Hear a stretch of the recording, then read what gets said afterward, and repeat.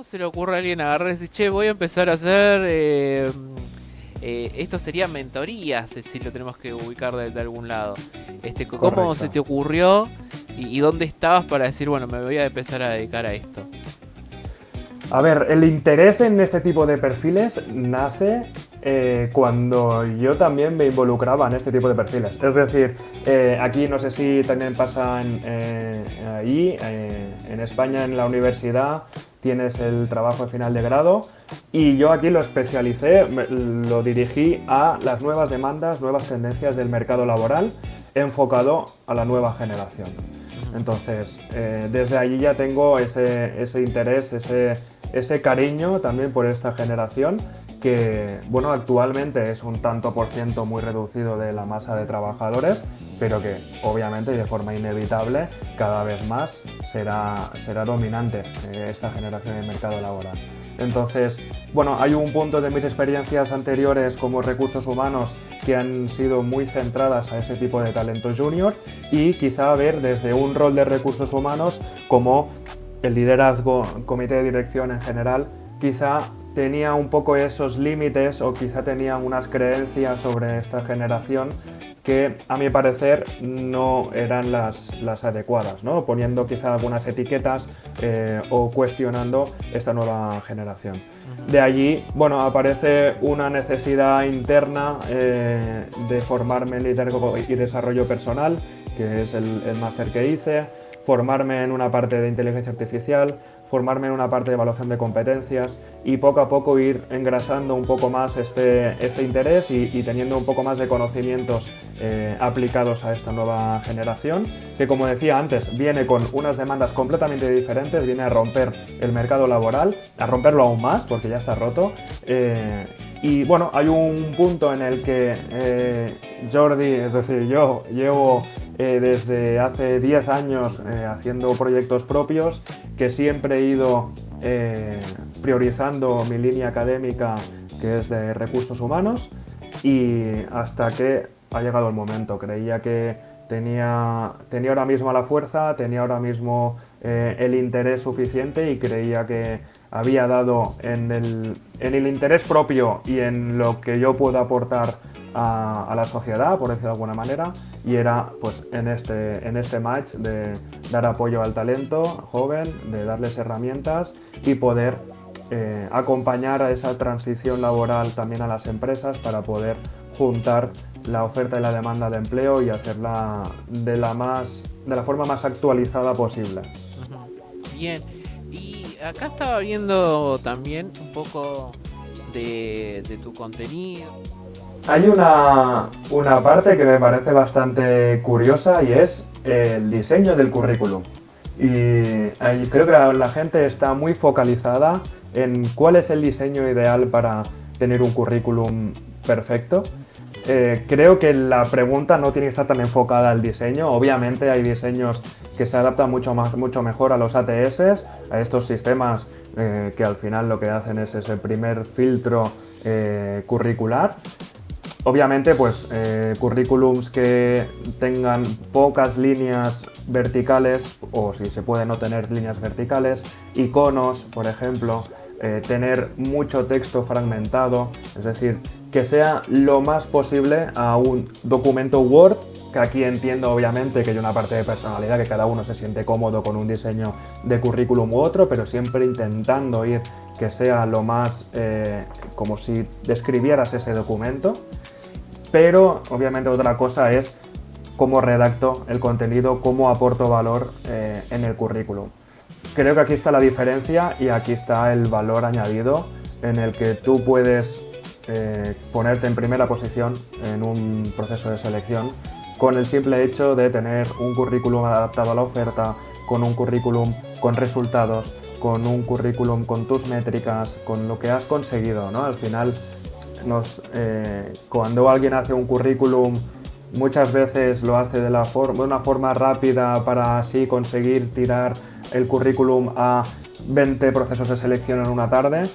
Creo que ahora lo que necesitamos es quizá en vez de a 20 en una tarde, hacer en 5, pero que los 5 sean de calidad para poder posicionarnos estratégicamente, para poder diferenciarnos en esta oferta de empleo, adaptando el currículum, como decía, a las palabras que pide la empresa, sobre todo a detectar cuál es el problema que tiene la empresa, ¿no? Porque es muy diferente una empresa que busca un perfil junior en marketing.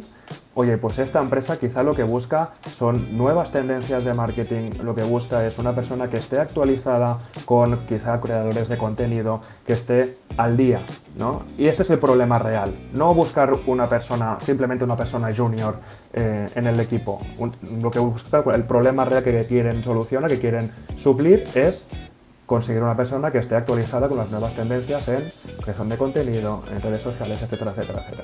Una vez detectas cuál es el problema real de la empresa que busca contratar, es adaptar este currículum a eso, es hacerle ver a la empresa, yo soy quien te va a solucionar este problema. Entonces, el contenido creo que tiene que ser la punta de lanza, el problema principal cuando una persona se sienta a hacer su currículum y actualizarlo, no tanto el diseño. Aparte de, obviamente, entender a la persona cuando tenemos alguna mentoría, lo primero es entender de forma natural cómo se comunica la persona. Y eso lo que hacemos es un rato de estar conversando, obviamente detectamos pues, la persona con la que estamos acompañando en ese momento, cuál es su forma de comunicarse, de estar, porque eso también afecta a la comunicación no verbal. Obviamente teniendo en cuenta si es una entrevista virtual o si es una entrevista presencial. Al final, lo que yo siempre busco es, ok, cuéntamelo. Le hago un role-playing de una entrevista, respóndeme. Sin ningún tipo de límite, cuéntame, aunque creas que pueda estar mal la respuesta, tú respond como lo responderías de forma natural.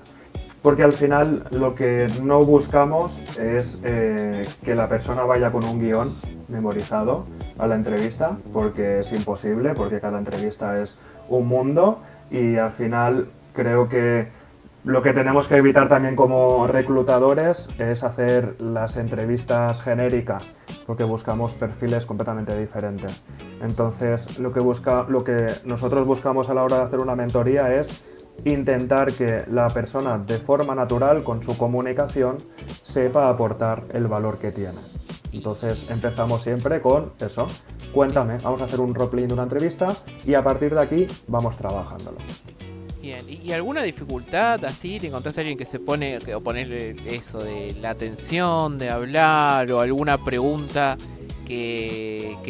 la pregunta de por qué te tenemos que contratar o por qué querés este trabajo o debilidades y fortalezas? ¿Te encontraste con gente que no pudo responder esto o tenía dificultad para encontrar la respuesta? Totalmente. También la pregunta de cuáles son tus expectativas salariales, creo que aquí también es una pregunta muy guerrera, creo que también muy tramposa, porque al final pone en desigualdad a ambas personas, al entrevistador y al candidato. Sí, hay personas, sobre todo y que también lo trabajamos mucho en las mentorías, el autoconocimiento, un poco en relación a lo que te decía antes, ¿no? Yo no busco que te aprendas un guión, busco que con tus palabras y con tu forma de ser sepas aplicar valor, sepas comunicar lo que puedes aportar, ¿no? Entonces, obviamente cuando se pregunta la típica de cómo te definirías, yo siempre, para intentar encontrar más matices o más descripción a esta pregunta, para ayudar a la gente a encontrar respuesta, siempre le hago las mismas 3 preguntas. ¿Qué te diría, si yo fuera la empresa anterior, qué me dirían tus compañeros de trabajo? No perdidos ahí. Sí, no tu responsable. Pregunta. Claro. Después, de una parte laboral, lo dicho, no al responsable, sino a compañeros de trabajo. Si tienes pareja, ¿qué me diría tu pareja de ti? No. Y después, que vaya a trabajar. Y después, ¿qué me diría tu familia de ti? Y no me puedes repetir ninguna. Claro. Y quiero que me digas 3 de cada. Sí. Entonces, al final, mueves a esa persona, la haces ser consciente de sí mismo desde una faceta laboral, desde una faceta más familiar y desde una faceta, digamos, un poco más de relaciones personales. Y creo que eso es la esfera que describe mejor a una persona. Entonces aquí conseguimos diferentes puntos de vista para que una persona consiga ser consciente de sí misma para poder describir después a una tercera persona, al entrevistador, de la mejor manera posible como es. Claro, está bueno eso. El otro día vi un reel que justo hablaba, pero en broma, de esto, de cómo te ven, tus compañeros de trabajo, tus familiares y demás. Y mirá si te tocó una mala familia y tuviste unos malos compañeros. Eso es lo único que pensé. Puede pasar. Tendrías que recurrir más atrás, ¿no? Bueno, pero, claro. Está muy interesante eso.